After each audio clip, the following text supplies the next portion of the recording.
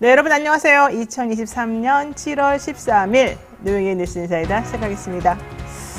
요즘은 장마 스타일이 조금 변한 것 같습니다. 이렇게 그냥 막 계속 쏟아지는 장대비는 아니고 산발적으로 좀 세게 한번 내렸다 관뒀다 내렸다 관뒀다 이러는 것 같은데 피해 없으시기 바라고, 특히 강남에 개포동도 그렇고 이렇게 큰 건설사가 지은 아파트들이 지금 엄청 문제가 되지 않습니까?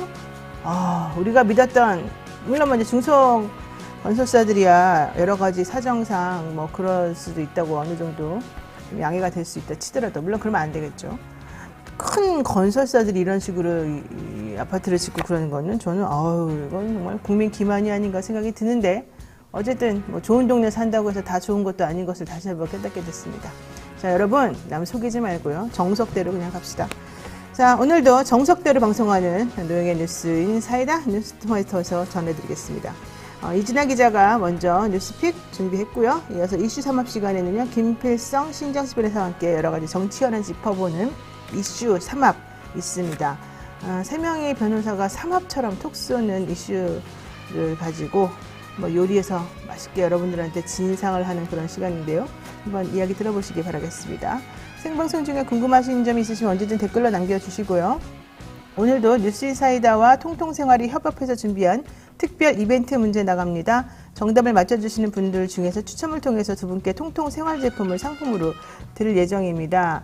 저희가 오늘 공지를 했어요. 써니님 7월 12일 퀴즈 당첨자가 3분인데 그 중에서 배송 정보를 보내지 않으신 분은 닉네임 써니님입니다.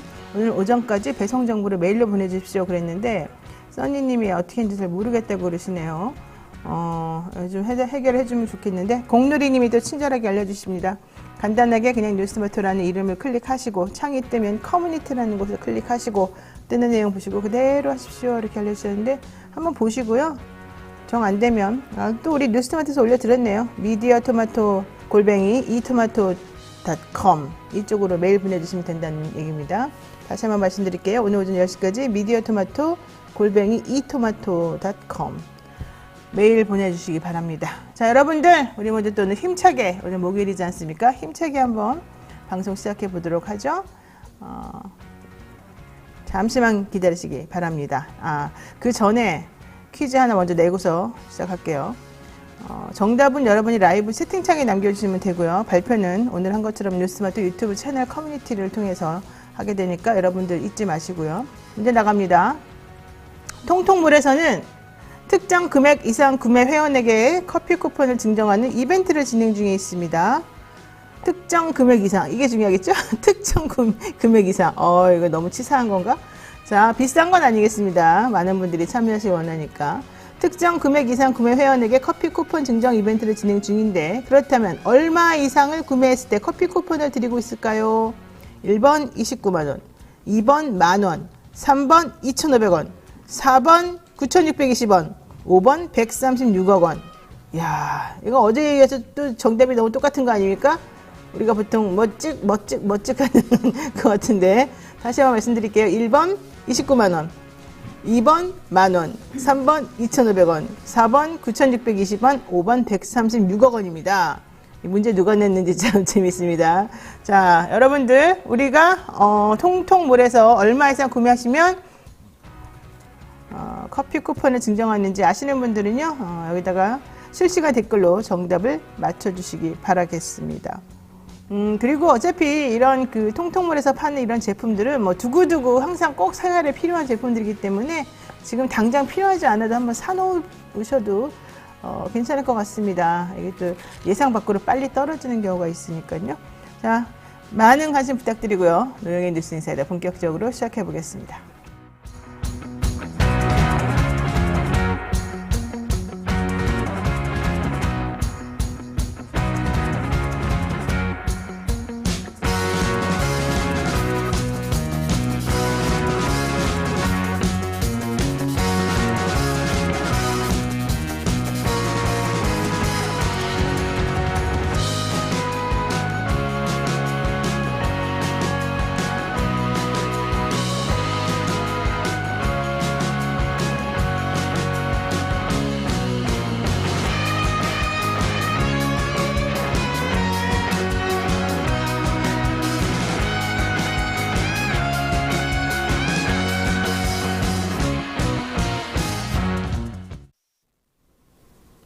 네, 양주꼴님께서 매일 다시 듣기로 보다가 퀴즈 참여하라고 생으로 듣네요.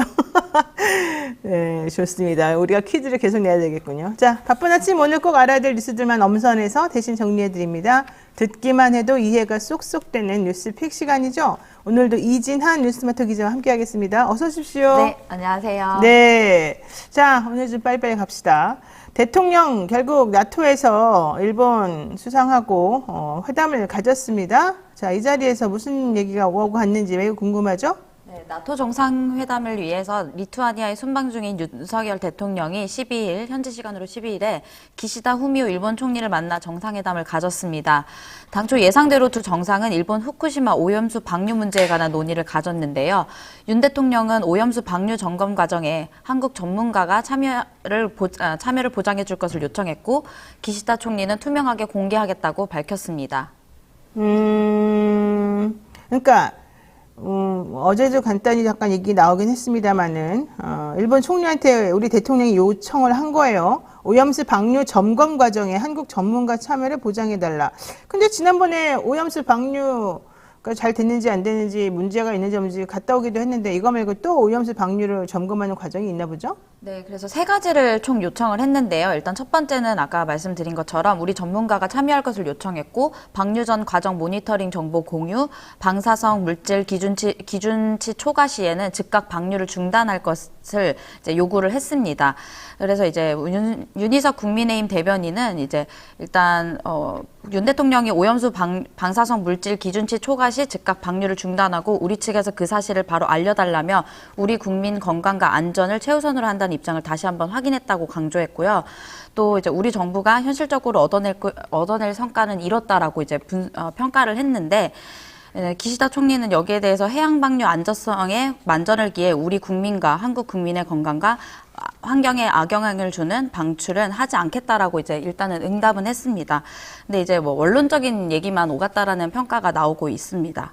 아니 그러니까 일단 우리 대통령이 우리 측 전문가를 그 과정에 직접 참여해달라라고 했는데 그 얘기는 대답을 안 한 거죠. 네, 대답은 하지 않았습니다. 그 다음에 두 번째, 대통령이 기시다에게 방류 전에 그 전 과정을 모니터링하는 그 정보를 달라, 방사성 물질 기준치 초과 시 즉각 방류를 중단해달라, 그리고 그 내용을 공개해달라, 공유해달라는 거죠.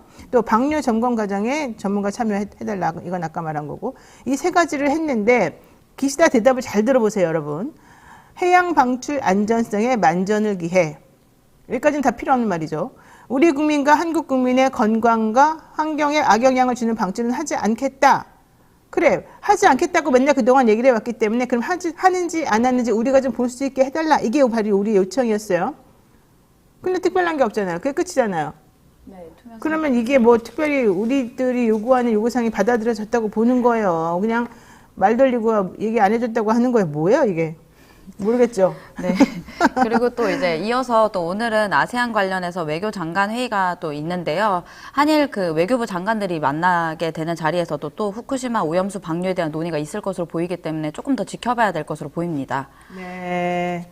여섯 번째 정상회담과 관련해서 셔틀 외교가 완전히 정상 가동되고 있다. 그게 중요한 게 아니라고요. 그 외교를 통해서 우리가 무엇을 얻느냐가 중요하다고요. 무엇을 얻는지를 잘 생각해 보시면 우리가 얻은 게 한 개도 없다고요. 내주기만 했다고요. 우리가 뭐 빵 셔틀도 아니고 뭡니까 이게 도대체가. 셔틀 외교 복원 좋습니다만 그래서 우리나라에는 어떤 이득이 있었는지, 그래서 어떻게 될 것인지 한번 생각해 보세요. 뭐가 있죠? 오로지 이득은 모두 일본이 챙겨갔는데, 그리고 우리는 지금 국민의 안전까지 건강까지 위협받고 걱정하는 상황이 됐고, 지금 한국 내는 난리가 났는데 셔틀 외교 복원이 정상 가동되고 있다는 게 뭐가 중요합니까 지금. 셔틀 외교는 수단이지 목적이 아니지 않습니까? 자, 그 다음에요. 네, 그래서 여야 반응이 엇갈렸는데요. 여당에서는 계속해서 현실적으로 얻을 수 있는 것은 얻었기 때문에 소모적 논쟁을 대신 방류 관리 단계에서 후속 조치에 만전을 기해야 한다고 주장했고요. 민주당에서는 이제 정상회담 결과는 한치의 예상을 벗어나지도 않았고, 이번 한일 정상회담의 의미는 기시다 총리가 윤석열 대통령으로부터 원전 오염수 해양 방류에 대해 사실상 동의를 받은 것이라는 지적을 했습니다. 심지어 또 이제 국민 불안과 우려에 대해서도 한마디 언급조차 하지 않은 것을 이제 비판을 하면서 이제 윤석열 대통령은 오늘로써 대통령에게 부여된 국민 안전에 대한 책임을 완전히 포기한 것이라고 질타했습니다. 제일 중요한 게 이거네요. 윤석열 대통령으로부터 기시다는 원전 오염수 해양 방류에 대해 사실상 동의를 받았다. 결과적으로는 우리가 다 오케이 해주고 면접을 주고 니네 알아서 다 해라. 이렇게 얘기를 해준 거예요. 그럼 결국 우리나라는 뭘 얻었느냐? 내가 보기엔 얻은 게 없고 오히려 지금 그 국민의 안전, 건강 이런 것들이 담보로 그쪽에 잡힌 것밖에 없는데 왜 여당에서는 얻을 걸 다 얻었다 이런 말을 하는 거죠? 뭘 얻었다는 겁니까 도대체가? 내가 국어를 딸리나 국어 능력이 안 되나 이해가 안 되는 상황인데 결론적으로 민주당에서는 이렇게 얘기하고 있습니다. 윤석열 대통령은 오늘로써 대통령에게 부여된 국민 안전에 대한 책임을 완전히 포기한 것이다. 대통령에게는 국민의 안전을 보호하고 책임질 의무가 있습니다. 이게 바로 헌법에 명시되어 있는 건데요. 지금 야당에서는 이번 후쿠시마 오염수 방류 관련해서 대통령이 모든 것을 포기했다. 다 넘겨주고 왔다. 우리 국민의 목숨을 일본에 맡겨버리고 왔다. 지금 이런 취지로 말을 하고 있습니다. 해결이 안 되겠군요. 계속 봐야 되겠습니다. 네, 두 번째 이슈 보겠습니다. 네, 한국 경제가 지난해에 이제 결과가 나왔는데요. 집계된 것이 나왔는데 지난해 한국 명목 국내 총생산이 세계 13위로 잠정 집계돼 10위권 밖으로 밀려났습니다. 전체적으로 대중국 무역 수출 적자가 지속되는 등 성장세가 약화된 점과 지난해 원달러 환율이 큰 폭으로 올라 달러화로 환산된 GDP 규모가 줄었기 때문이라는 분석이 나오고 있습니다. 12일 한국은행에 따르면 지난해 한국 명목 GDP는 1조 6,733억 달러로 전 세계 13위 수준으로 추정됐습니다. 코로나 시국이었던 2021년 이탈리아를 제치고 10위권에 들었던가 비교하면 3단계 하락한 순위인데요. 한국의 GDP 순위는 2018년에 10위에 오른 뒤에 이듬해 2019년에 12위로 2단계 하락했다가 2020년과 2021년에 10위를 유지했습니다. 자, 보세요. 여러분, 정말 중요합니다. 대한민국의 이 GDP 규모가 2018년도에 10위가 됐어요. 전 세계적으로. 그러다가 2019년도에 잠깐 2단계가 하락했다가 곧바로 2020년부터 2021년까지 또 2년 동안 10위를 유지했어요. 코로나 시국이었어요. 코로나 때 얼마나 대응을 잘했냐 못했냐 가지고 여당에서는 계속 야당이 민주당을 공격했지만 그 민주당의 수장이었던 사람이 대통령이 되었을 때 코로나였고 그 당시에 처음으로 진입했다가 조금 1년 했다가 다시 재진입해서 3년 동안은 10위였다는 거예요. 근데 코로나도 끝났고 아무 문제도 없고 이런 상황에서 이번에는 13위가 돼버렸어요. 자, 이건 무엇을 뜻하는 걸까요? 지난해 명목 GDP 규모는 미국이 가장 크고 그 다음에 중국이라는데 그 뒤로 일본이 있대요. 일본, 독일. 탑5에 들어간 게 미국, 중국, 일본, 독일, 영국이잖아요. 네. 우리는 13위예요. 네. 참네요. 네, 계속 하시죠. 네, 그리고 이어서는 이제 인도, 프랑스, 캐나다, 러시아, 이탈리아, 브라질, 호주가 있었는데요. 네. 일단 호주랑도 그렇게 많이 차이가 나진 않는데 올해도 우리의 경제 성장률이 1.5%도 도달하기 쉽지 않을 것으로 예상되면서 이제 정부가 제시한 올해 우리나라 성장률은 1.4%거든요. 이제 국제통화기금에서도 올해 우리나라 성장률 전망치로는 1.5%를 제시했는데 올해 초에 제시했던 것부터 계속해서 떨어지고 있기 때문에 하반기의 전망도 조금 어두울 것으로 보입니다. 또 반면에 우리보다 한 단계 높은 순위에 차지한 호주는 1.6%의 성장률을 전망했는데요. 정부 예상대로라면 이제 올해 우리 경제 성장이 이제 낮아지기 때문에 역대 6번째로 낮아지는 것으로 볼 수 있고요. 또 IMF의 경제 전망이 맞아 떨어진다면 호주와 우리의 경제 규모 격차가 올해 더 벌어질 것으로 보입니다.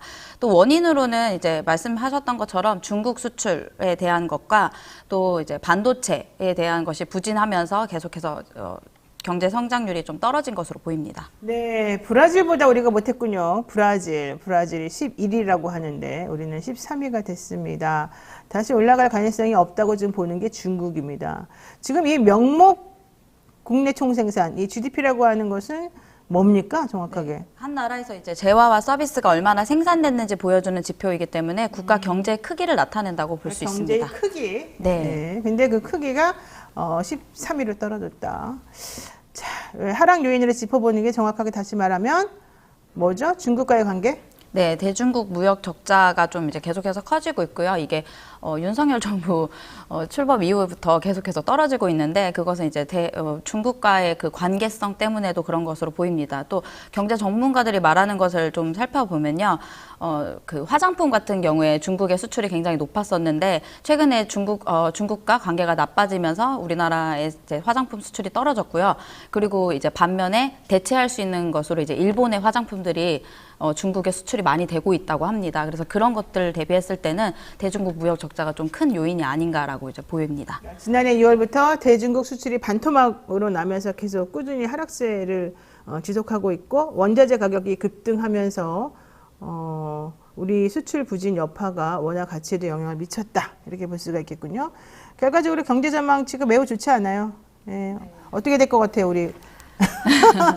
올해도 이 기조라면 조금 더 이제 아까 말씀드렸듯이 호주와 그 바로 위에 있는 순위의 호주와 또 격차가 벌어지면서 더 떨어지지 않을까라는 이제 걱정도 되고 있습니다. 지금 IMF 국제통화기금에서는 우리나라 성장률 전망치를 1.5%로 제시를 했습니다만 우리나라는 1.6% 정도, 그러니까 호주는 1.6%, 그다음에 우리나라는 1.4% 정도로 예상을 하고 있어요. 이게 역대 6번째로 낮은 성장률이라고 하는데 호주랑 우리나라 경제규모 격차가 이렇게 되면 점점 더 벌어질 것이다. 근데 내가 듣기로는 1.4도 안 된다. 1.2가 원래 맞다. 이런 얘기도 있어서 앞으로 전망치가 썩 좋지는 않습니다. 여전히 경제 상황은 어려워질 것이고 정쟁에만 몰두할 것이고 국민들은 힘들어질 것이다. 이게 제가 바라보는 상황이군요. 이준야 기자 수고 많이 하셨습니다. 네, 감사합니다. 네, 생방송 댓글 참여 계속해서 부탁드리고요. 네, 2번이 갑자기 막 머리에 탁탁 들어오네. 2번. 쓸데없는 말 한번 해봤고요. 저는 잠시 후 이슈 3업으로 돌아오겠습니다.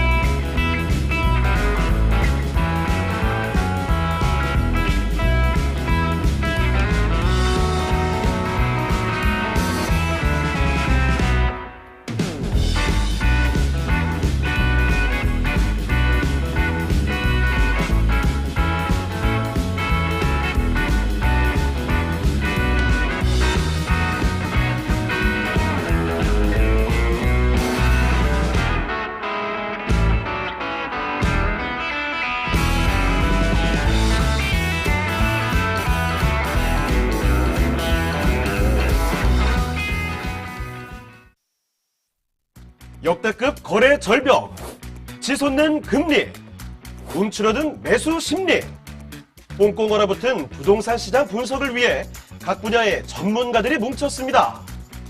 토마토 집통 부동산 콘서트, 대한민국 넘버원 부동산처를 토마토 집통에서 준비한 혼란스러운 시장 속 현명한 투자를 위한 특별한 시간, 토마토 집통 부동산 콘서트, 여러분의 많은 참석 바랍니다.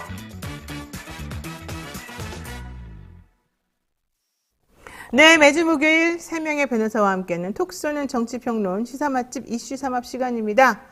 어떤 분들이 이슈 3합에 대해서 상당히 기대를 하는 말을 주시기도 했지만 어떤 분들은 3합도 비싸서 더 이상 못 먹겠다. 너무하신 거 아니에요? 예? 저를 좀 보십시오. 자, 오늘 한번 우리 시사 맛집 한번 드셔보시고 그래도 좀 비싸더라도 잘 해주시기 바랍니다. 오늘도 두 분 모셨습니다. 신장식 변호사 김필선 변호사 오셨습니다. 어서 오십시오. 네, 안녕하세요. 네, 여러분들 요즘 저녁 방송 최고봉 KBS 아니죠, MBC죠. MBC 뉴스 하이킥 진행하고 계시는 신장식 변호사 청취율 조사 기간이라고 하죠. 네, 앞으로 일주일, 이번 주 금요일까지니까 일주일이 아닌데 내일이 큰일 나네. 토요일까지입니다. 토요일까지. 예. 네, 내일하고 모레 여러분 조금 보시기 바라고. 저도 내일 우정 출연하겠습니다. 여러분 뉴스 하이킥 많이 청취해 주시기 바라고요. 김필선 변호사님한테는 특별히 덕담할 게 없어서 그냥 넘어갑니다. 되는 게 없어서. 되는 게 없어요? 네, 아이, 참 이러면 안 되는데. 자, 우선 오랜만에 돌아온 코너 속의 코너 하겠습니다. 주간 용산에서 여의도까지 얼마나 가열찬 뉴스들이 많이 들어있나 알아보는 시간인데요. 한 주간에 가장 눈여겨봤던 정치권 이슈는 무엇인지 한번 먼저 신장식 변호사님께 여쭈겠습니다. 너무 많아요. 너무 많아. 네, 너무 많아요. 제가 네. 한 3가지 정도 꼽았는데 이 중에서 뭘 할지 픽해 주십시오. 네. 하나는 원희룡 장관의 급발진. 이거 누구나 꼽을 수 있는 거라서. 야, 진짜 이 이슈는 무조건 해야 돼. 예. 분노희룡. 에헤. 그다음에 두 번째는 그 옛날 통진당 이석기 씨 관련해서 유동규가 진술을 하고 이걸 고리로 해서 이재명을 통진당 아로와 엮어서 수사를 하겠다. 야, 이제 드디어 이제 빨갱이 논란 나왔어요. 네, 이야, 그렇습니다. 대장동 안 그리고 되니까 이제 빨갱이 50억 논란. 물타기예요. 대장동하고 연관해서 세상에. 50억 클럽의 한 사람으로 지목됐던 김수남, 김수남. 예, 이 봐주기 한 거다. 해서 50억 클럽도 그러니까 이제 이재명으로 몰아가기. 김수남이 이재명을 봐주기 한 거다. 봐주기 한 거다. 당시 수원지검장이었기 때문에 그 얘기를 누가 하는 거예요? 유동규가 유동기가 법정에서 그래서 본격적인 50억 클럽 물타기와 이재명 빨갱이몰이. 네. 그다음에 또 있어요? 그렇게 많아요? 하나 더 있어요. 네. 하나는 현직 대법원장 기소 위기. 아, 김명수 기소 위기. 아니, 김명수 정말 하나하나가 아주 하이라이트지 않습니까? 김명수 대법원장은 내려오기만 해. 너 아니, 여기서 내려오기 기다리고 전에 있어. 기소할 수도 있어요, 지금. 내려오기 전에? 예. 아, 기소 시점이 언제일까가 관심사고 기소는 아주 전제로 해서 기소는 당연한 거고 시점만 지금 조율 중이다 이런 얘기가 있습니다. 야, 정말 너무 심한 거 아닌가? 자, 셋 중에 하나 골라보세요. 저는 이재명 빨갱이 설로 한번. 유동규발 이재명 빨갱이. 야, 이제 하다 빨갱이 논란까지. 괜찮습니까? 아, 뭐 괜찮습니다. 네, 아니면 이건 뭐 김필수 말씀 원하시는 거 있어요? 저는 물론 저도 얘기를 해야 되니까요. 저도 사실은 이제 뭐 그 아까 얘기했던 그 백지화를 생각하고 왔는데요. 좀 포인트가 다릅니다. 잘 이해가 안 되는 게 하나 있는데 그때 워딩이 정확히 어떻게 됐었냐면 그거는 좀 이따 하죠. 원희룡 장관 얘기는 좀 이따 나오니까 그래요? 그거 말고. 그거 말고는 나머지는 제가 직간접적으로 관여된 사건들이어가지고 말하기가 좀 그렇긴 한데 맨날 아니 이 사람은 진짜 일 정말 많이 하죠. 대한민국의 모든 송사는 본인이 다 하나? 아니 이게 제가 통합진보당 그 사건에도 그래요? 변호인으로 들어갔었거든요. 예. 원자를 다 받던 사람이고요. 근데 그 사건은 증거잖아요, 결론적으로 말하면. 증거는 아니죠. 내란 음모가 날아가고 그러니까 선동. 결국 선동만 남았는데 이게 뭐냐면 네. 출발점이 이석기 씨의 그거잖아요. 저기 네. 그 연설이잖아요. 합정동 마리스타 수도원에서 연설한 것만 처벌을 받은 거예요. 정확히 말하면. 그러니까 뭐 그 나른 건 다 날아갔는데 마로 뭐 이런 좀 제가 좋아요. 객관적이지 않으니까 좋아요. 그렇지만, 네. 자, 그러면 신나씨 변호사님한테 먼저 이재명 빨갱이 설에 대해 설명을 쭉 들어보고 그 다음에 또 본인이 직간접적으로 직접 관여한 그 통진당 이석기 사건 한번 들어보겠습니다. 유동규 씨가 이제 법정에서 증언을 하면서 네. 김수남 당시 수원지검장이 이석기 그 아로 사건 때 이재명을 사건. 봐줬다. 아로 사건 때. 예, 그 아까 얘기한 마리스타, 네. 뭐 혁명 조직이라는 거죠. 아로가 레보리셔널 뭐 아이고. 오거니제이션 뭐 이런 아이고, 건데 어렵네. 그때 그 내란 음모 사건에서 내란 선동 그 당시에 말한 것이 문제다. 이렇게 사실은 결론은 났어요. 근데 당시에 이제 유동규 씨 이야기는 뭐냐면 당시 이제 청소 대행 업체가 이석기 씨 일파가 이석기 씨와 함께하는 사람들이 청소 대행 업체를 운영하고 있었는데 그 청소 대행 업체를 이재명 시장이 성남시에서 그 위탁업체로 선정을 해줬다.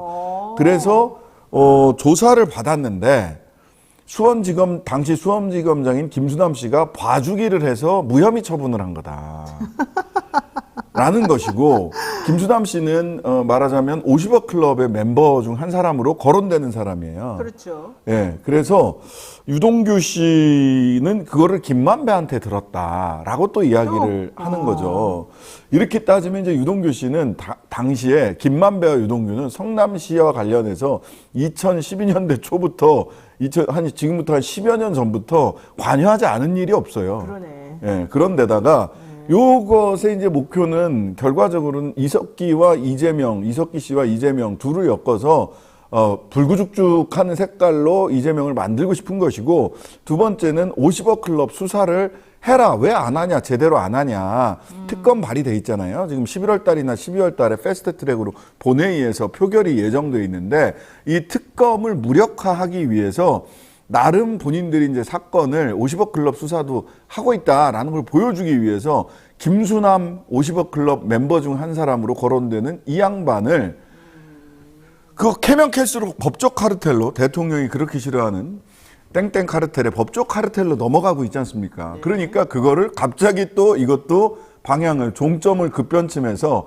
법적 카르텔에서 이재명 불구죽죽 종점으로 급변침 종점 변경을 하려고 시도 중이다. 이야. 이렇게 보시면 되겠습니다. 자, 최초의 국가정보원은 통합진보당 국회의원이었던 이석기 의원 주도의 지하혁명 조직인 레볼루셔너리 오거나이제이션, 즉 RO라고 하는 이 조직에 일단 이석기 의원의 주도라고 보고 대한민국 체제 전복을 목적으로 만들어졌다라고 봤습니다. 그러면서 남한 좌익 혁명을 모든 수단을 동원해서 남한 좌익 혁명을 도모했다는 혐의로 고발을 했고요.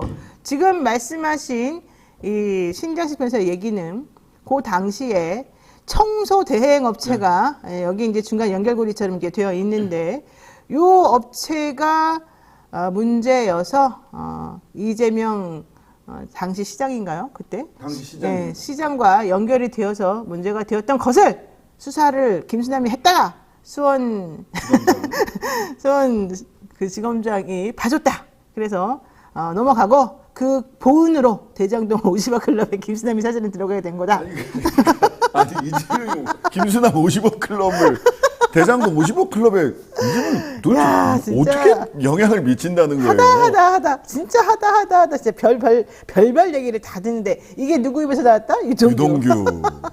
근데 사실 이 얘기는 지난주부터 나왔던 얘기라 내가 그때 딱 들어보고 야 진짜 이거 말도 안 되는 웃긴 얘기다 했는데 지금까지 이제 얘기가 되는 거 보니까 그때 한번 던져보고 또 빨갱이 소리야 괜찮네 하면서 좀 키워줘왔던 게 아닌가 생각이 들어요. 자 맞아요 이 얘기? 예, 대한민국의 웬만한 사건을 다 겪고 안녕하는 기필성에서는 약간 저도 일단은요 네. 뭐 밝혀진 것만 갖고 얘기를 하겠습니다. 뭐 저도 이제 워낙 기록이 방대했기 때문에 양육 많고 방대하고 일주일에 4번 20만 재판했거든요. 페이지? 예, 엄청나게 했기 때문에 일주일에 4번씩 형사 재판을 했어요. 월화 수요일 밤 다 했어요. 다 했었는데 아무것도 할 극한 수가 직업이다, 없겠네. 극한 진짜. 예, 그때 진짜 고생 많이 하신 분들도 참 많았죠. 번갈아 가면서 교대를 하긴 했었는데 어쨌든 제일 중요한 게요. 고등법원, 대법원 다 RO의 존재가 부정됐어요. 그러니까 법원에서 RO가 인정된 적이 없어요. 근데 RO에 관여했다는 게 말이 됩니까, 일단? RO도 없는데 RO와 관여된 청소 대행 업체가 등장하는 거죠. 야, 그 청소 대형업체 사장이 누구야 도대체? 그 당시 이제 헌재가 통합진보당 해산 결정하면서 고등법원 판결이 고등법원 판결에서 RO의 존재를 인정하지 않았음에도 불구하고 RO가 있는 것처럼 언급하긴 했는데 우리는 대법원까지 가서 RO의 존재가 부정됐기 때문에 법원의 확정적 판결은 RO가 인정되지 않았다는 거 이게 제일 중요하고요. 제 기억으로는 뭐 제가 기록을 좀 다 기억할 수는 없긴 합니다만 이재명과 관련된 내용은 한 번도 본 적이 없습니다. 그러니까. 기록 전체에. 그 얘기 우리 처음에 기사 나왔을 때도 이재명이 이자도 안 나왔어요. 네. 근데 갑자기 인지와서 무슨 그래서 이게 그리고 무슨 모르겠어요. 어디 구석에 그런 얘기가 나왔었는지는 잘은 모르겠습니다만 이게 그 전체적인 아까 마리스토스에서 있었던 그 연설 그다음에 연설 후에 있었던 뭐 그런 움직임들 뭐 이런 것들을 문제를 삼아 가지고 그때 뭐 토론이나 이런 데서 뭐 선발적으로 나왔던 우발적으로 나왔던 발언들 가지고 엮은 거거든요. 기본적으로 성남 씨는 아무런 상관이 없습니다. 그래서 이게 도대체 뭐 어쩌다가 이게 나온 건지 저도 이제 감이 안 와요. 어쨌든 다 근거 없고 자료도 없었던 내용들이. 유동규 씨와 검찰이 열심히 뭔가를 짜내고 있다. 참 근데 솔직히 좀 해도 너무한 거 아닙니까? 네? 어떻게 이런 식으로까지 오히려 이렇게 되면 신빙성이 떨어지고 그동안 했던 것들이 전부 다 엉터리라는 거를 우리들에게 알려주는 셈이잖아요. 이걸 자세히 보고 있는 분들은 이런 얘기들을 알 수 있지만 그쪽에서는 그냥 이거 얘기 던져놓고 기소가 되든 안 되든 사건이 되든 안 되든 그냥 불구죽죽해. 역시 이재명 불구죽죽해. 그래 성남에 그 이석기 뭐 등등등 이런 사람들이 성남에 있었지. 역시 저 빨갱이야 빨갱이. 이 얘기 이 인상 주면 된다. 세상에. 아이고. 정말 그 무책임한 거죠. 아이고. 저기 계속 사실은 뭐 이재명에 비토하시는 분들이 계속 문제 삼는 게 이석기가 아니고 이재명 대표하고 이른바 그 경기 동부 또는 뭐 통합진보당 경기동부연합. 예, 그쪽하고 계속 뭔가 커넥션인 게 아니냐고 생각하시는 분들이 있는데 제가 이제 그 어쨌든 관련 사건을 했으니까요. 기준으로 말씀을 드리면 그 처음 시장하셨을 때일 거예요. 처음 시장 당선됐을 때 당시에 통합진보당 그때는 민주노동당이었죠. 민주노동당 의원 쪽하고 그쪽이 이제 거기서 그 국회의원 하셨던 분이 있거든요. 그분하고 정책 공주를 한번 했습니다. 뭐 했냐면 그 성남시 병원인가요? 관련해서 정책 공주를 한번 한 적이 있어요. 성남시민병원이요? 네, 시민병원에서 그거 한 번 한 거 가지고 이제까지 우려먹는 거예요. 그 정책 공주는 사실 뭐 아시겠지만 그 민주노동당과의 정책 공주와 이런 것들은 그동안 여러 번 있었거든요. 그렇죠. 예, 그 중에 하나에 불과한 건데 그걸 가지고 지금까지 이거 뭐 관련이 있니 뭐니 이런 얘기를 지금 계속까지 끌고 오는 것이죠. 네, 자 잠깐만 공지사항 있습니다. 지금 저희 방송 나가는 건 생방송인데요. 생방송 도중에 광고가 유튜브에서 아마 나가는 분들이 있는 것 같습니다. 많은 분들께서 생방송 중에 왜 광고가 나오냐 이런 얘기 하시는데 저희하고 무관합니다.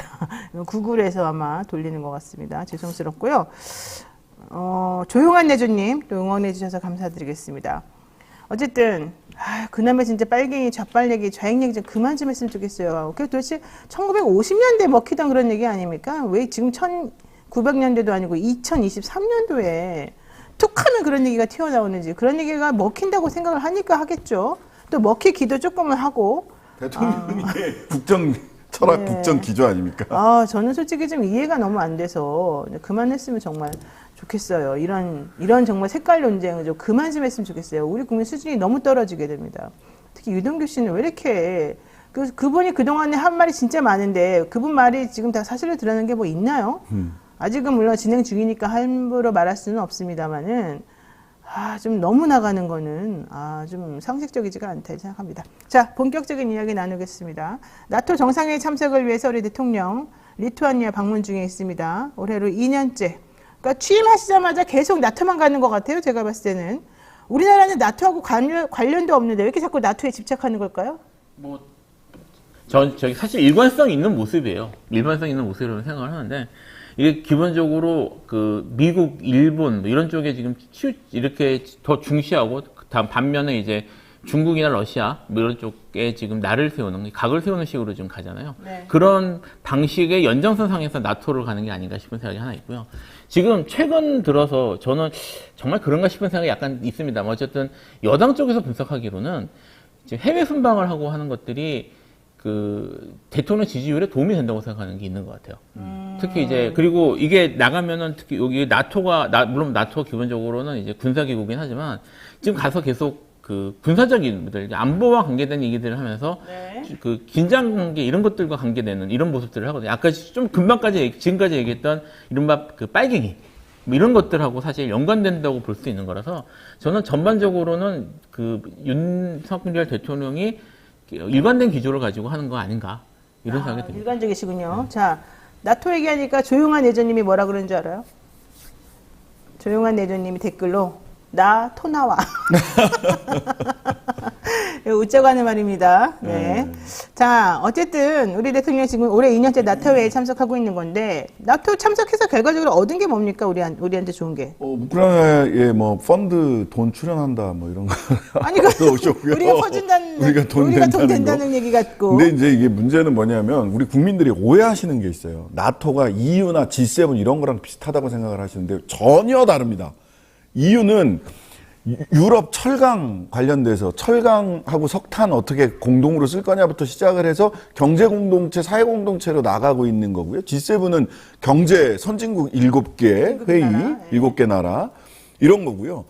그 나토는 1949년에 만들어진 거고 2차 세계대전이 끝나면서 동서양 진영 간의 군사적 대결이 격화되죠. 그러면서 바르샤바 조약기구라고 소련을 중심으로 해서 동구 사회주의권의 군사동맹이 만들어집니다. 만들어지면서 여기에 대항을 해야 되겠다라고 해서 최초의 미국과 유럽의 서구권 12개국이 만든 군사동맹이에요.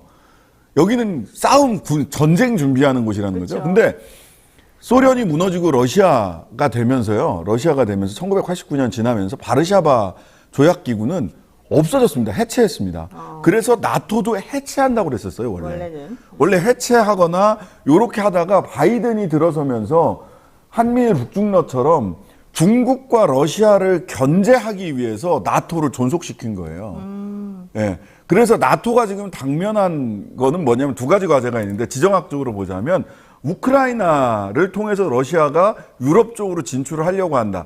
물론 러시아 쪽에서는 우크라이나를 교두보로 나토가 러시아로 밀고 들어오려고 한다. 이 두 개가 부딪히고 있는 거거든요. 그렇죠. 이건 당면한 현안이에요. 이거 우리나라랑 지정학적으로 전혀 관련이 없는 사안입니다.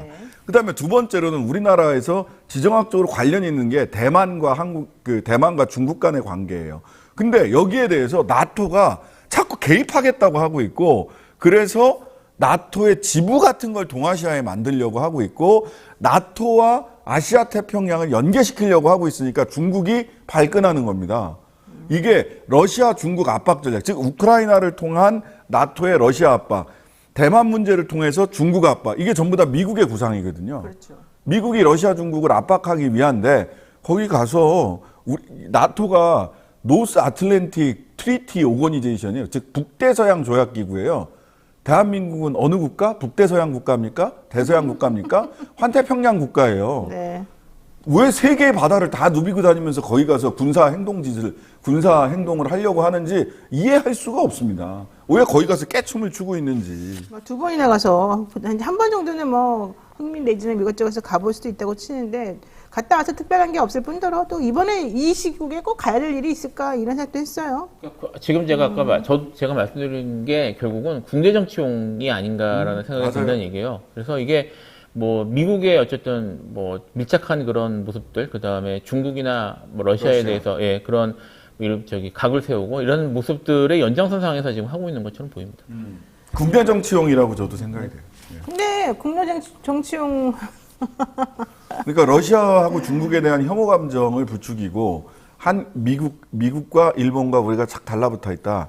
이렇게 하면서 국내 정치용으로 하는 거죠. 자, 나토 공식 일정 첫날, 정상회의 공식 일정 첫날 윤 대통령은 나토 사무총장을 만나서 대서양과 인도, 태평양의 안보는 서로 분리될 수 없다. 중국과 러시아, 북한에 맞서자. 이렇게 했습니다. 아니 있는 위험도 분리를 시켜서 세분화하고 나눠야죠. 위험은 나눠야 되는데 아주 그냥 그 전 세계 자유수호의 전사였죠. 전부터 말씀드리지만 저 빨간 보자기 목에 둘러주면 우주 밖으로 날아갈 기세예요. 지구를 지켜라. 또 슈퍼맨을 거기다 대는 거야? 그럴 기세입니다. 내가 좋아하는 슈퍼맨을 하필이면. 잘생겼는데요. 죄송합니다. 자, 결과적으로는 전 세계에다가 우리는 이 세 나라가 주적이야. 중국, 러시아, 북한. 완전히 우리는 딱 적대 관계를 만들겠어. 라고 얘기를 하고 다른 나라한테도 같이 해달라 뭐 이런 얘기를 한 건데요. 북한이 가만히 있지 않겠죠. 당연히. 미사일 도발을 감행을 합니다. 그러니까 윤 대통령이 긴급 NSC를 주재해서 북한에도 가만두지 않겠다. 단호하게 행동하겠다. 대가가 따를 거다. 이런 얘기를 합니다. 근데 여기서 특이한 거 하나 있어요. 김여정 부부장이 우리나라 그동안 남조선이라고 그러지 않았습니까? 이번에 왜 대한민국이라고 굳이 대한민국이라고 하는 이름을 강조하는 겁니까? 이제 너네랑 우리랑은 이제 절대 통일도 안 되고 같은 민족도 아니고 우리는 그냥 완전 적군이야. 이렇게 표방한 겁니까? 어떻게 봐야 돼요? 뭐 지금 이제 여러 분석들에 이런 걸 보면은 이제 대한민국을 더 이상 같은 국가, 같은 민족이나 거죠? 같은 통일의 대상으로 보는 게 아닌 것 같다 이런 얘기를 하기도 하고요. 그리고 뭐 거기에 덧붙여서 제 생각으로는 지금 이제 전부터 북한이 우리는 대한민국에 대해서 이제 나를 세우면서 하는 이제 방법이 북한 입장에서 남한을 고립시키는 거였거든요. 그러니까 북한에서 직접 일본을 만나고, 북한에서 직접 미국과 대화하고, 북한하고 직접 중국이 대화하고 이런 식의 접근들을 많이 했고, 우리가 이제 이거를 대응하기 위해서 육자회담이니 이런 다자간 회담 구조를 만들어 왔던 건데 지금 그 북한이 일본이나 아니면은 미국, 심지어 미국까지 포함을 해서 그 한국을 이렇게 고립시키는 식의 외교 전략을 전격적으로 사용하려고 하는 것이 아닌가 이런 생각도 좀 들어요. 저는. 근데 우리 스스로가 고립되는 부분도 분명히 있는데 어쨌든 북한에서마저 결과적으로 선을 긋고 있는 건데요. 중요한 건 이겁니다. 북한과 중국이 북중 우호조약 체결 62주년을 맞이하면서 우리도 그럼 뭉치겠다 했어요. 그런데 북한하고 중국이 뭉치는 건 좋은데 일본이 사실은 우리한테 하는 태도랑 북한한테 하는 태도가 좀 저는 다르다. 좀 이중 플레이하고 있다. 이런 느낌을 좀 받거든요. 기시다 총리가 원래 외교 엄청 잘하잖아요. 외교부 장관 출신이에요. 예. 외교부 장관 출신이고 우리나라로 치자면 외교부 장관 출신이고 외교통입니다. 그 다음에 보세요, 저 바이든도 외교부 상임위원회에서 위원장도 하고 정통 외교 통이에요.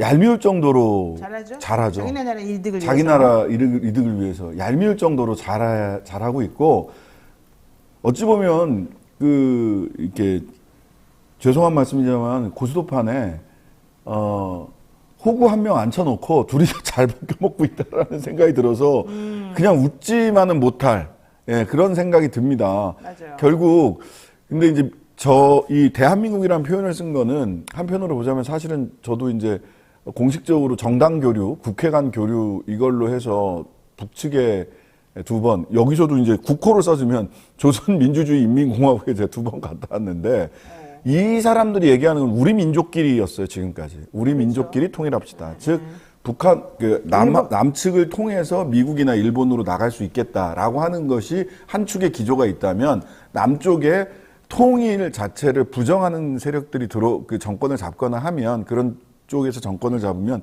통미봉남 내지는 통일봉남을 했는데 지금은 통미봉남 근데 미국하고도 안 되니까 통일봉남 일본을 통해서 일본을 통하고 이거를 남쪽하고는 이제 봉쇄하는 작전으로 가는 건데 이건 조금 더 깊이 들여다봐야 될 것 같아요. 그냥 단순한 전술적 차원이 아니라 대한민국이라는 국호를 불렀다는 것은 이제 통일을 지향하는 관계에서의 잠정적 특수관계라고 하는 기본적인 남북 간에 가지고 있었던 기본적인 관계에 대한 인식을 떠나서 국가 대 국가의 관계로 간다.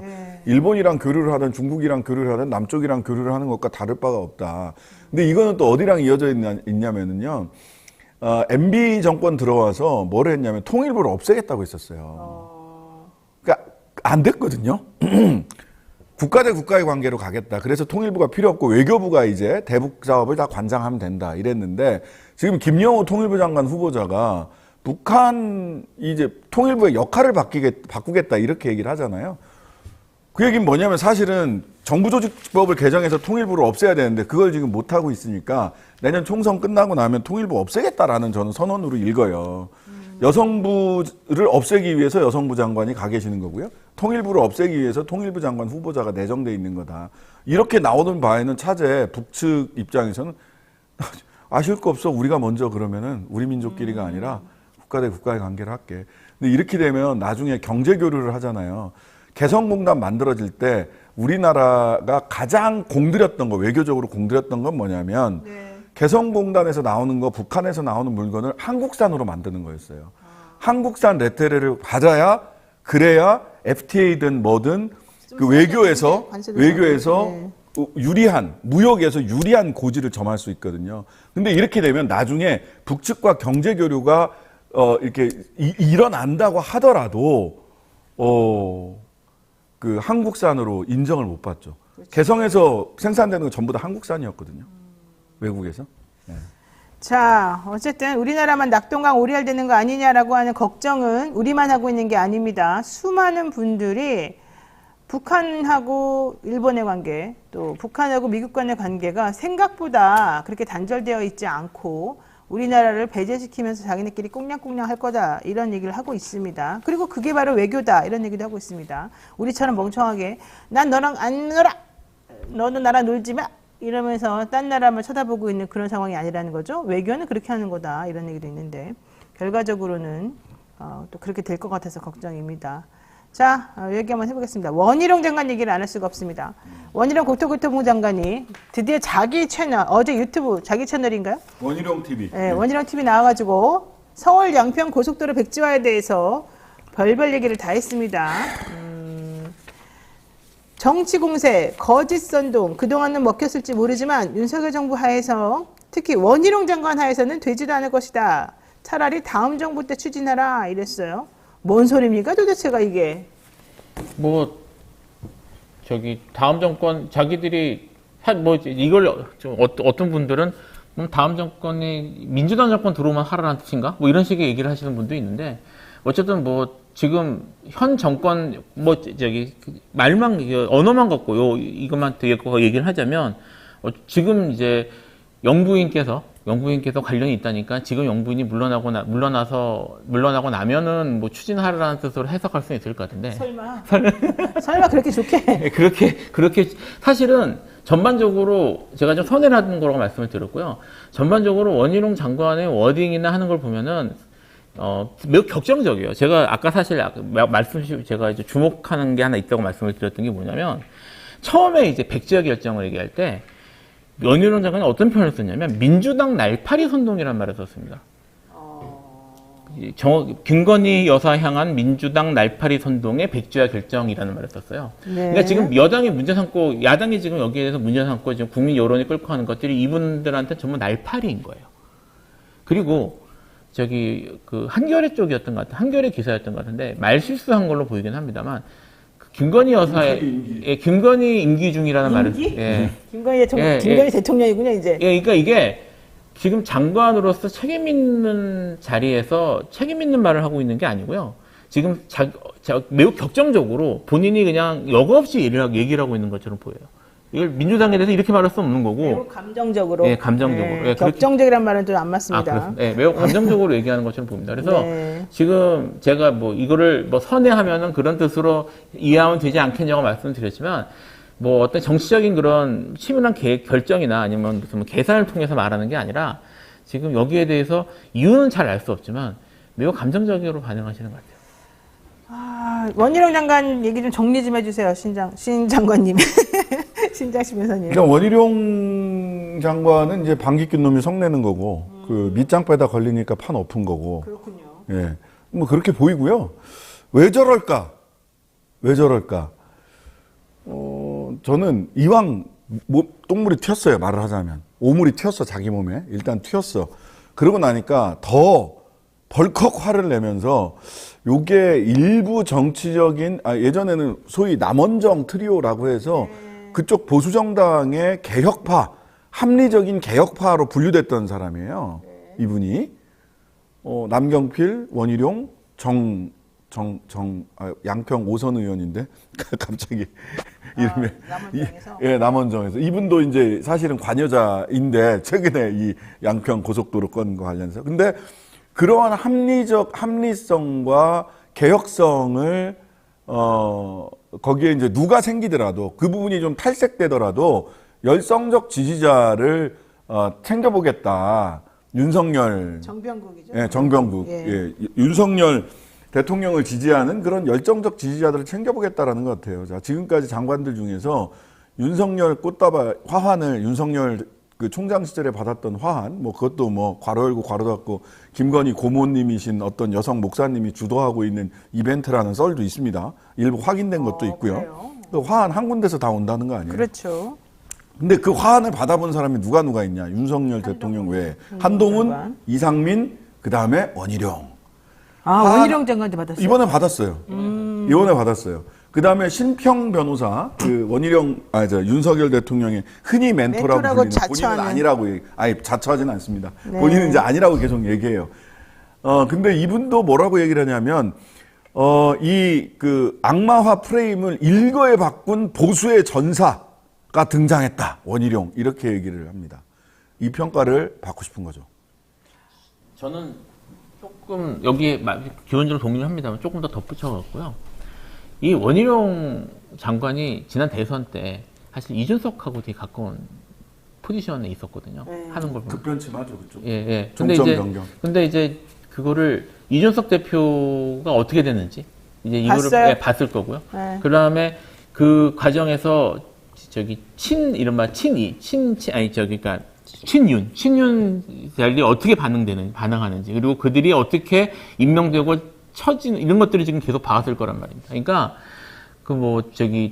원희룡 장관 입장에서는 지금 확실하게 윤석열 대통령이 초기 내각에서 장관하는 쪽으로 지금 방향을 잡았으니까 지금 윤석열 대통령에게 일종의 그런 자기의 충성 또는 그런 열심 이런 것들을 보여야 된다는 게 아마 제일 크지 않았을까 싶어요. 그러니까 지지자들도 물론 지지자들이나 이렇게 보이는 것도 중요하지만 그러니까 그래서 이제 지금 또 날파리지만 김건희 임기라는 말까지 나온 걸 보면은 여기에 대해서 분명히 자기가 이런 모습을 보여야 되는 게 아닌가라는 그런 동기에서 한 게 아닌가 싶어요. 그러니까 지금 보면은 원희룡 지사가 제주도 지사할 때 땅 용도를 셀프 상향해가지고 엄청나게 이득을 많이 봤다는 거예요. 그리고 원희룡 장관의 제주 집을 지은 건설업체는 제주 최대 개발 사업에 참여를 했다는 게 지금 나와 있는 상황이고요.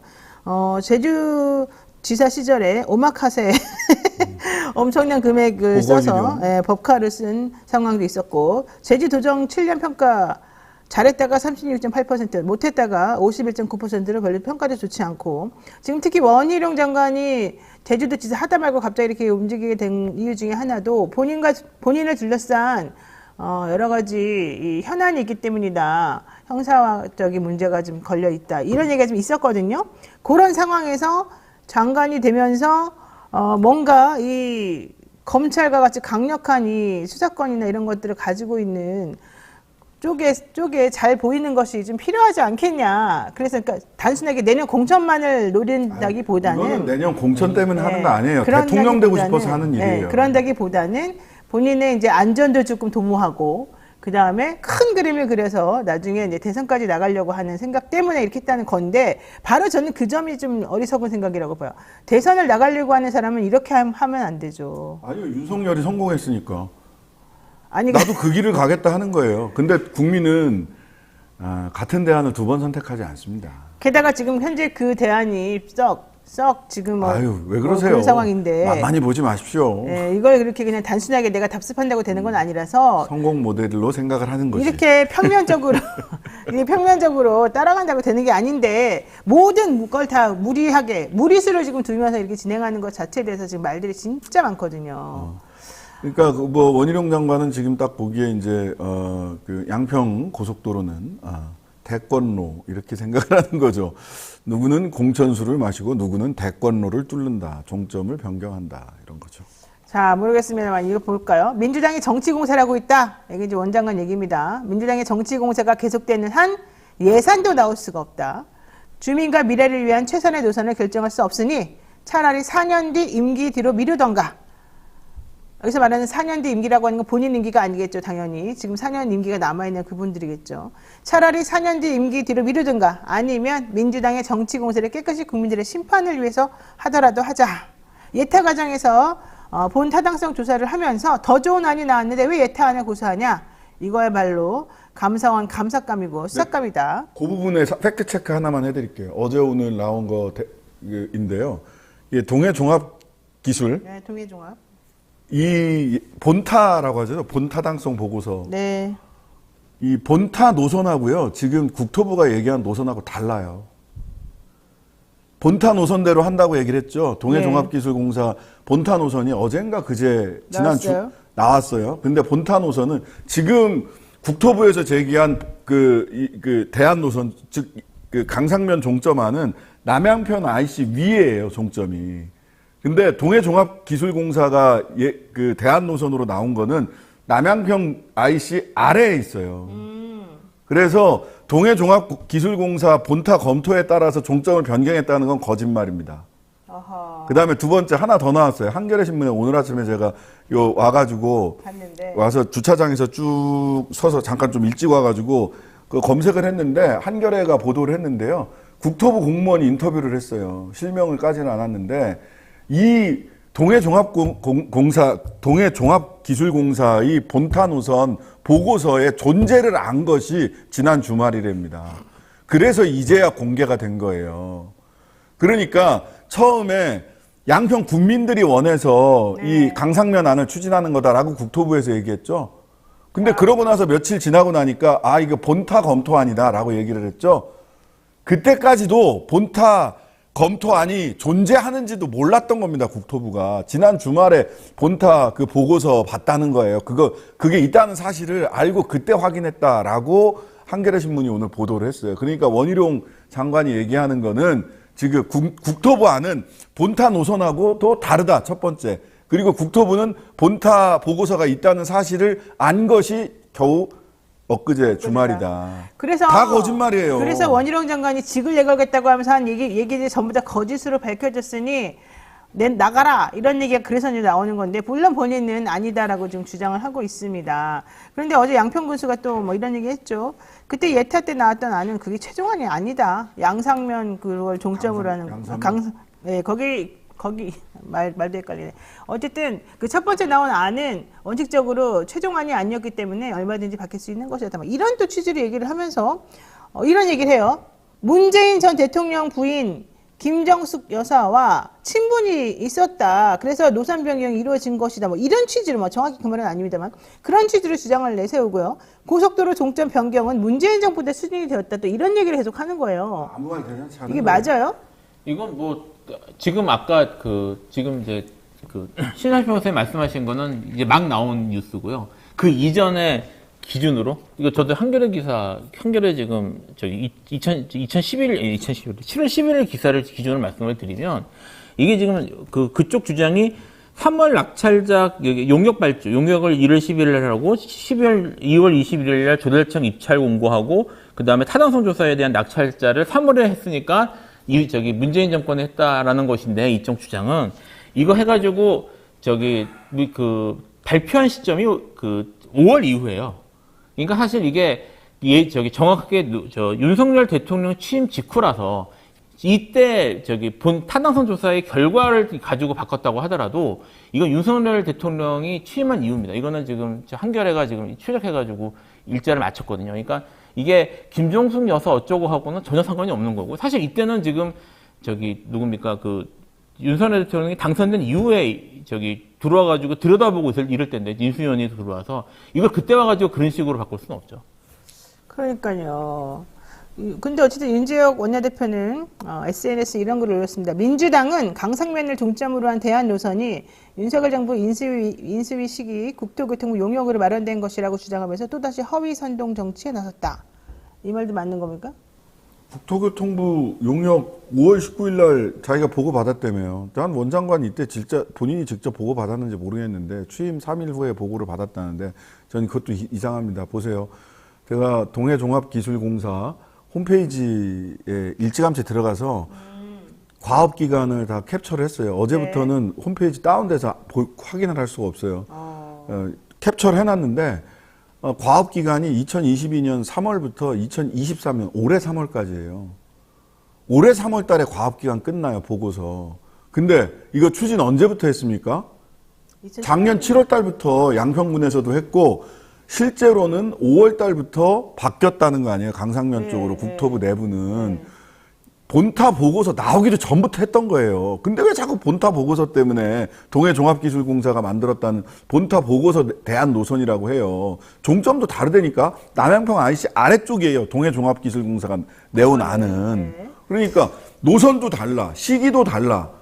이게 뭔 얘기입니까? 그리고 어제 경기도지사 김동연 지사가 얘기했던 건에 대해서 제일 길게 보도 참고자를 냈던데 국토부가 참고자료를 냈어요. 2022년 7월 18일 관계기관 1차 협의를 진행을 했어요. 자, 아까도 말씀드렸죠. 원장관이 대안노선 보고를 언제 받았다고요? 작년 5월 19일 날 받았다고 했어요. 그럼 이 7월 달에 있었던 관계기관 1차 협의는 어느 노선으로 협의해야 돼요? 본타 노선으로 해야지. 그러면 강상면 종점안으로 협의하는 게 맞죠? 네. 안 그랬어요? 예타 노선으로 협의했어요. 왜요? 모르죠? 거기 그렇게 써 있어요. 예타 노선으로 협의했습니다. 이렇게. 그러니까 왜? 왜? 예타 노선으로 협의했다. 그러니까 이거는 왜라는 말을 묻기가 자꾸 어려운 게 예타 노선으로 쭉 왔단 말이에요. 근데 어느 순간 본타 노선을 핑계 삼아서 강상면 종점 안으로 가니까 갑자기 바뀐 거예요, 갑자기. 그러니까 이게 사전 협의는 이미 7월 18일 날, 5월 19일 날 보고 받았다며, 원장관이. 네. 강상명 종점안을. 근데 왜 7월 18일 날 예타 노선으로 관계기관, 이건 12개 지방자치단체하고 관계기관들 다 모아서 하는 거예요. 네. 장난합니까? 모르겠습니다만 왜 그런지 좀 대강 알 것도 같기도 하고 정확히 모르겠는데 이렇게 어쨌든 원희룡 장관이 큰 승부수를 던져가지고 온몸으로 다 모든 비난을 다 지금 흡수하고 있는 상황에서 언론의 흐름이 조금 바뀌었단 말이에요. 김건희 특혜다라고 하는 야당의 주장은 쏙 들어가고 보수 언론들이 일제히 엄호를 하기 시작했습니다. 이거 정쟁 사안이다. 민주당이 자기네가 뭐 해먹으려고 그러다가 안 되니까 이런 식으로 나오는 거다. 이러면서 조선일보, 김건희 특혜 주장 민주당 전 양평군수의 내로남불 뭐 이런 식으로 나와서 밑도 끝도 없는 얘기를 계속 누가 쓴 건지 보세요. 최은민이라고 양해동 분신기획설, 기획 분신설 썼던 사람이고요. 그 사람은 기자도 아니에요. 조선 NS라고 하는 자회사에 근무하시는 분이고요. 보통 이렇게 사람을 집중적으로 공략하거나 이런 음모론, 르포 현장 취재를 많이 하세요. 근데 이분이 조선 NS라고 하는 자회사 분이라서 어떻게 되냐면 그 김영란법 적용 대상도 아니에요. 원래 기자들은 김영란법 적용 대상이잖아요. 그러니까 기자가 아니라는 거예요. 그러면서 어쨌든 조선일보 그러고 한겨레에서 조선도 백지화도 일방통행, 나란 일이 장난이냐, 양평이 분노한다. 이런 또 제목의 기사도 나오고요. 양평 국민은 야 가짜뉴스 선동에 감정적 대응, 우리만 죽거나 이런 이거는 물론 이제 내용이 또 꼭 그거랑 일치하지는 않습니다만은 어쨌든 이렇게 감정적이고 자극적인 표제들이 계속 나오고 있어요. 그래서 이거는 조금 제가 보기엔 좀 걸르고 팩트체크 해가지고 이런 기사가 좀 정확하지 않다는 걸 좀 국민들이 알았으면 좋겠다는 게 개인적인 생각이고요. 그러다 보니까 여기에 대해서 이재명 대표가 국정조사 해야 된다라고 얘기를 했어요. 근데 국민의힘이 안 받죠? 국민의힘에서는 저 그럼 할 리가 없죠. 정쟁 확대하자는 거면서 안 받아요. 나는 근데 이거 해야 된다고 보는데. 이게 그 최고 권력자죠. 최고 권력자의 이슈고 지금 말씀드린 것처럼 여러 가지 면에서 국민들의 관심도 있고 그다음에 충분히 의혹이나 이런 것들 제시할 수 있는 상황이어서 국정조사하는 게 맞죠. 국정조사는 어떤 식으로든 들어가서 이걸 제대로 들여다보는 게 필요하긴 한데 지금 정쟁의 문제로 만들면서 이게 뭐 양쪽이 다 대립하는 구도. 그래서 이런 식으로 몰고 가는 게 현재 지금 저쪽에 그러니까 이제 여당 쪽의 방침인 것 같아요. 거기에 지금 보수 언론들이 따라가고 있고 그런 식으로 국민들이 그렇게 만들면 혐오감을 느끼거든요.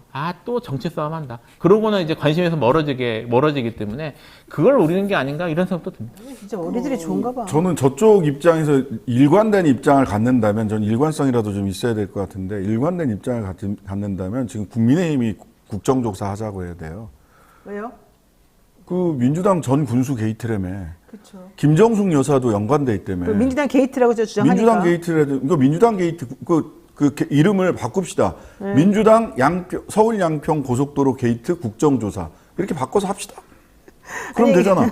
첫 번째 논리적 일관성이 있으면 그렇게 해야 되고요. 두 번째 지금 과거에 10년 넘게 예타안 양서면 안으로 해서 예타안이 그게 450페이지가 넘어요. 그게 몇 억짜리 예타안입니다. 그것도 KDI부터 시작을 해서 자문 교수가 뭐 서울대 교수부터 시작해서 한 그 연구진이 예타안 그 양서면 예타안 나온 게 한 10명 정도 연구진이 KDI에서 한 거예요. KDI랑 같이 자문 교수, 외부 교수들까지 해서 그거 추진한 사람들 그 감사해야죠.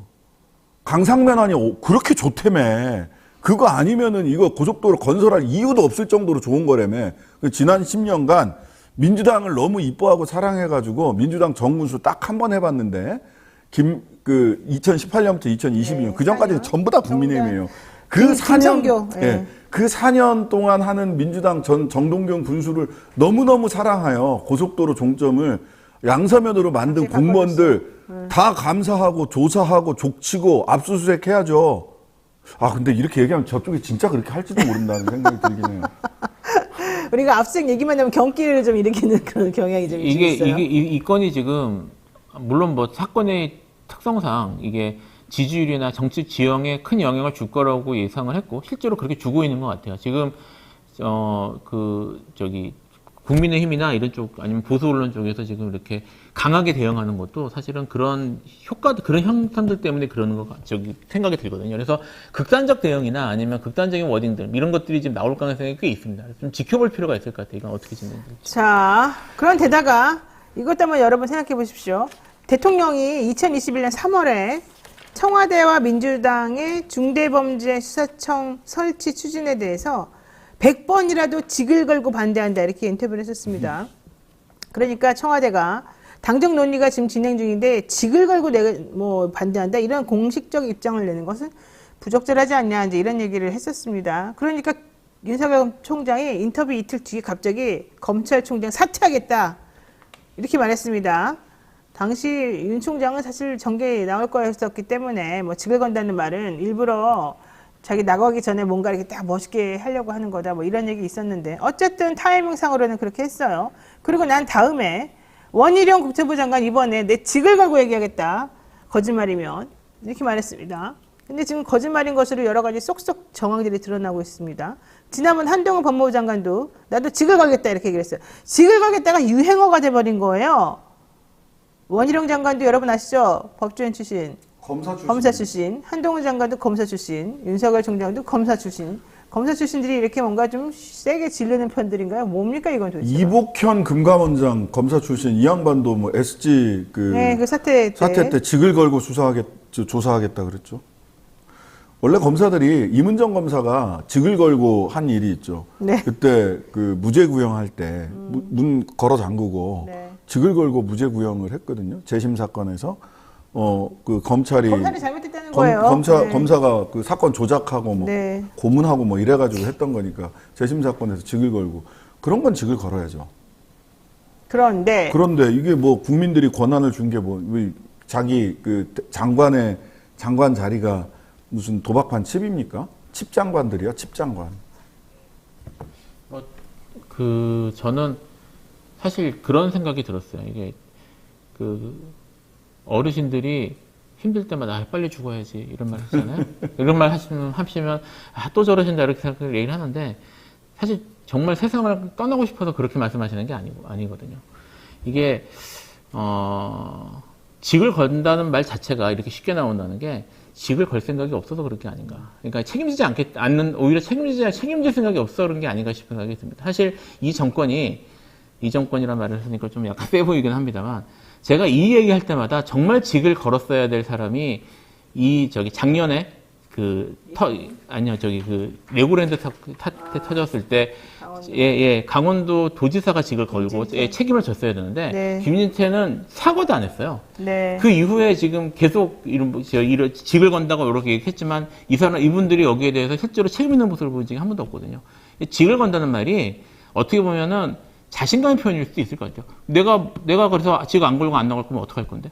라는 식의, 이가 쉽게 나갈 수 있는 이유가 오히려 책임질 생각도 없고, 누가 내가 나한테 책임을 묻겠다라는 생각이 있어서 그런 게 아닌가 싶어요. 이해찬 민주당 상임고문인가요? 지금 현재 직위가? 원희룡 장관한테 집까지 게 뭔데? 백지한다 그러니까 집까지 게 뭔데 이랬어요? 그러니까 경찰 수사받잖아. 아니, 김건희 소위 의혹과 관련돼서 경찰 수사받는 최초의 인물은 여기에 관련된 공무원도 아니고 누구도 아니고 이해찬 전 상임대표입니다. 이게 왜 그러냐면 이해찬 대표가 사실은 민주당 내분이나 뭐 혁신이나 이런 거 관련해가지고 좀 나와서 역할을 해줘야 된다. 그런 얘기가 솔솔 나오면서 이해찬 대표 중심으로 뭔가 좀 정비가 될 것이다. 이런 얘기가 있었거든요. 그런 와중에 이제 연설하면서 이 게이트에는 당원교육. 네. 정당 내부 행사에서 얘기한 걸 가지고 이 게이트에서는 뭐 윤석열 대통령 연결된 것 같다. 이 말했다고 지금 경찰에 고발돼가지고 수사받는 거예요. 그러니까 침묵을 지키면서 어이없어 하다가 원희룡 장관이 직을 걸고 뭐 어쩌고저쩌고 그러니까 얘기를 한 겁니다. 직까지 게 뭔데 백지화시키고 직까지 게 뭔데 이렇게 얘기한 거죠. 야, 이제 전체적으로 봤을 때는 이해찬 대표를 좀 무서워하는 것 같기도 하고. 야, 그래서 어쨌든 오늘 여기까지 해야 될 것 같습니다. 네. 이 양평고속도로 관련 문제는 이렇게 넘어갈 건 아닌 것 같고 도대체 무슨 일이 벌어진 건지 정확하게 사과 실관계를 좀 밝혔으면 좋겠다는 게 제 개인 생각이고 개인 생각뿐만 아니라 모든 대한민국 국민들의 생각인 것 같아요.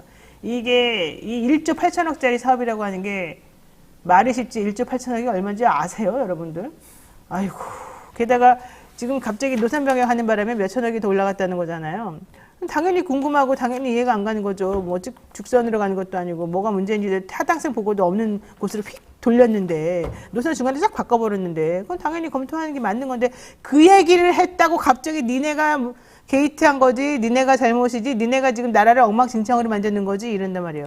그러면 정말 엉망진창으로 만든 건지 정당한 의문제기인지 확인하기 위해서라도 조사를 하고 뭐 실제 해봐야죠. 그랬더니 장관은 야 그렇게 하면 나 안 해. 이거 다 원점으로 다 돌려. 다 백지화시켜 이래버리는 거예요. 장관이 그렇게 할 수 있는지도 모르겠지만 매우 미성숙한 태도다. 이 얘기를 안 할 수가 없습니다. 네, 자 오늘 우리 또 얘기 여기까지 해야 될 것 같습니다. 네, 두 분하고 오늘 좋은 말씀 나눴습니다. 고맙습니다. 네, 감사합니다. 네, 노영의 뉴스인사이다. 저희가 준비한 내용 여기까지입니다. 뉴스인사이다를 먹여 살릴 한 줄기의 빛, 한 줄기의 희망. 통통 생활 광고 잠깐 하겠습니다. 지금 화면에 우리 약 그 두 분의 변호사님 앞에도 지금 저희 제품 올려놓긴 했는데요. 두 분한테도 보내드렸어요. 한번 되게 도착했을 거니까 한번 사용해 보시고 뭐 차이를 조금 한번 확인해 보시면은 좋을 것 같습니다. 이게 되게 순하고 냄새도 좋고 그다음에 세정력이 좋습니다. 주방세제, 섬유유연제, 일회용 수세미 등입니다.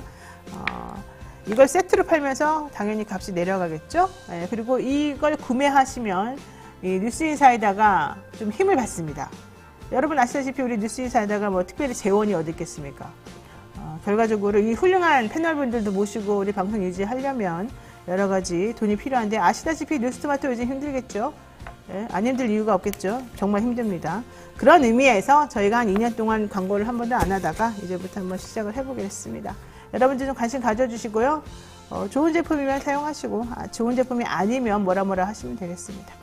네, 자 저희가 여기까지 하고요. 일단 통통생활용품 사전 구매 바로 가기 링크 들어가시면 바로 구매하실 수 있으니까 확인하시고요. 정답 2번을 쭉쭉쭉쭉 올려주시면 또 당첨되실지도 모르겠습니다. 내일은요 이현주반에서 검찰 출신이면서 검찰 지금 낱낱이 분해하고 해석하고 하시는 분이죠. 이현주 변호사와 함께 검찰 특활비를 비롯한 여러 이슈들에 대해서 짚어보는 시간 마련했습니다. 많은 관심 부탁드리고요. 구독, 좋아요 꼭 눌러주시기 바랍니다. 고맙습니다. 저는 내일 아침 7시 30분에 다시 뵙겠습니다. 고맙습니다.